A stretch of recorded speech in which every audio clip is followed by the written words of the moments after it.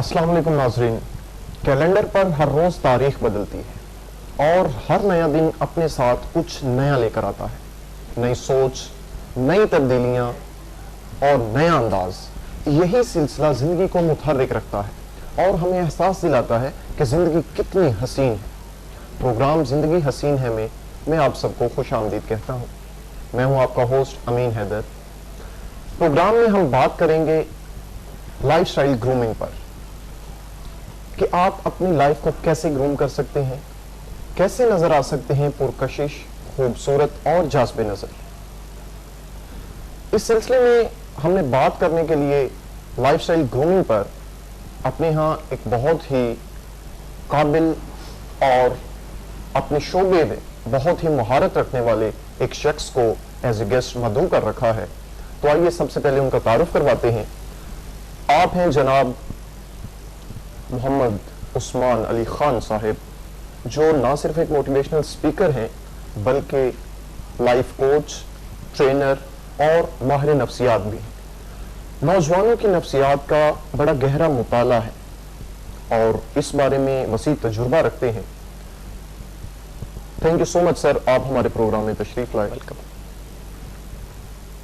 Sir. मेरा आपसे सबसे पहले और बड़ा सादा और बेसिक सा सवाल होगा कि आपके मुताबिक ग्रूमिंग क्या है? What is grooming? बिस्मिल्लाहिर्रहमानिर्रहीम। बहुत शुक्रिया अमीन। ग्रूमिंग के हवाले से अगर हम बात करें तो ये एक डेवलपमेंट का प्रोसेस है जिसके अंदर सबसे पहले हम बात करते हैं कि पर्सनैलिटी ग्रूमिंग, जिसके हवाले से आज ने ये प्रोग्राम आपने किया। पर्सनैलिटी ग्रूमिंग के अंदर दो चीज़ें आती हैं। एक जैसे आपने बात की अपीयरेंस की बात होती है और दूसरा आपकी जो इनर पर्सनैलिटी है उसके ऊपर मैं थोड़ी सी बात करूंगा कि आपकी जो अपीयरेंस है वो तो 10% कंसिडर की जाती है और आपकी जो इनर है वो 90% है। आपकी जो असल खूबसूरती है और आपके अंदर जो डेवलपमेंट है और आपके अंदर जो तब्दीली है वो अंदर से बाहर की तरफ आती है, ना कि बाहर से अंदर की तरफ। तो इंसान जब अंदर से खूबसूरत होता है तो उसको बाहर जाहिर सब कुछ खूबसूरत नजर आता है। जैसे आपके अंदर का मौसम हसी है तो आपको बाहर हर चीज हसी नजर आएगी। आपको मामूली चीजों के अंदर भी कुछ गैर मामूली नजर आना शुरू हो जाएगा। लेकिन अगर आपके अंदर का मौसम हसी नहीं है, आपके अंदर का मौसम खूबसूरत नहीं है, आप अंदर से ग्रूम नहीं है, आप अंदर से डेवलप नहीं है, तो आपको बाहर की डेवलपमेंट, बाहर की खूबसूरती, बाहर का हुस्न ज़्यादा अट्रैक्ट नहीं करेगा और ना ही आप उसको उस अंदाज से देखेंगे जिस अंदाज से वो है। आप बाहर को उस अंदाज से देखते हैं जो आपके अंदर, आपने अपने अंदर एक ग्लासेस लगाई होती हैं, आपका अपना एक नुक्ता नज़र होता है, आपकी अपनी एक सोच होती है, आपकी अपनी एक आइडियोलॉजी होती है, आपकी एक अपनी ग्रूमिंग होती है और उस ग्रूमिंग के मुताबिक आप बाहर की चीज़ों को लेते हैं। जो लोग एस्थेटिक अपील रखते हैं, अंदर से पॉजिटिव होते हैं, तो उनको बाहर हर चीज़ पॉजिटिव नज़र आती है। अच्छा, आपका जो जाहिर है, आपका जो ड्रेस है, आपकी जो अपीयरेंस है, वो भी आपके इनर पे डिपेंड करती है, क्योंकि आपका लिबास वो होगा जो आपकी सोच है, आपकी गुफ्तगू वो होगी जो आपकी सोच है, आपका बिहेवियर वो होगा जो आपकी सोच है। तो लिहाजा जो ग्रूमिंग हमने करनी है वो अपने अंदर की करनी है, अपने इनर साइड की करनी है, अपनी सोच की करनी है, जिससे हमारे जाहिर के अंदर एक तब्दीली आती है। अच्छा सर, इसमें ये है कि आपकी गुफ्तगू में से ही एक क्वेश्चन जो मैंने अखज़ किया है वो ये है कि इन सब चीज़ों के लिए ज़रूरी है कि बचपन से ही बच्चों की एक ऐसी तरबियत की जाए। वो हज़रत अली भी फरमाते हैं कि अपने बच्चों की तरबियत करो इससे पहले कि फासिक माहौल उन पर गालिब आ जाए। तो हम अपने बच्चों की शुरू से ही तरबियत इसलिए लाजमी समझते हैं और करते भी हैं ताकि इनके अंदर अच्छी आदत डेवलप हो जाएं। और वो मुहावरा मुझे याद आ गया कि बचपन से 55 तक, यानी जो बचपन से आदत पड़ जाती हैं, परवरिश के दौरान, तरबियत के दौरान जो एक चीज़ सिखा दी जाती है बच्चों को और बच्चे बार बार उसकी प्रैक्टिस करने के बाद उसे अपनी लाइफ का हिस्सा बना लेते हैं, वो उनकी हैबिट्स बन जाती हैं और उन हैबिट्स से ही उसकी जो है वो पर्सनैलिटी और शख्सियत जो है वो निखर कर सामने आती है। तो इस सिलसिले में सबसे मेन काम, सबसे जो अहम रोल है वो तरबियत का है।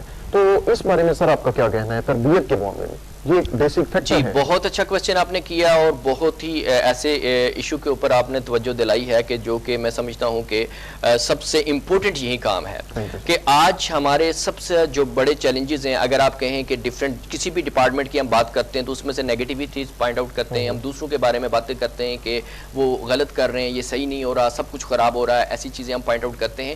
تو اگر اس کی وجوہات کی طرف جائیں تو ایک مین ریزن آپ کو جو نظر آئے گی وہ یہی نظر آئے گی کہ تعلیم بغیر تربیت کے دی جاتی ہے. بالکل. کیونکہ تعلیم جب بغیر تربیت کے آپ کسی کو دیں گے تو وہ فائدہ نہیں، وہ نقصان پہنچائے گی. تو میں اس کو جرم سمجھتا ہوں کہ آپ کسی کو تعلیم یعنی ڈگری دے دیں بغیر تربیت کے. کیوں؟ کیونکہ آپ اس کو وہ لیسنس دے رہے ہیں جس کے وہ اہل نہیں ہے، آپ اس کو اس سیٹ پر بٹھا رہے ہیں جس کے وہ قابل نہیں ہے. تو ایک شخص کو جب آپ نے تربیت نہیں دی، اس کے اندر کو نہیں بدلا، اس کے اخلاقیات کو نہیں بدلا، اس کے کریکٹر کو نہیں بدلا، اس کے مینرز، ایتھکس، ویلیوز کے اوپر کام نہیں کیا. کیونکہ ایجوکیشن ہے کیا؟ Education means that brings permanent change in your mind and behaviour. اگر بیہیویئر کے اندر تبدیلی نہیں آئی اس کی تو اس کے جو مائنڈ کے اندر آنے والی تبدیلی ہے وہ کوئی فائدہ نہیں پہنچائے گی بلکہ اس کو نقصان پہنچائے گی، وہ اس کا مس یوز کرے گا.